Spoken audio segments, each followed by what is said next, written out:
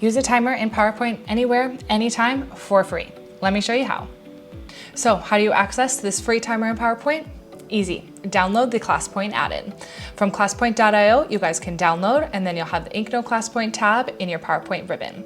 Once you sign in, you'll have access to that timer. You can see it when you enter your presentation mode from this bottom toolbar. So click on the timer icon to access both the timer and the stopwatch. You can adjust the time of the timer using the plus and the minus keys on the side here, or going ahead and using your keypad to do so. If you want to change the sound, click on the bell over here and change it. And then you can go ahead and begin. If you want to see the whole slide or continue on with your presentation, hit that minimize button and it'll be right here at the top while you continue going through your presentation.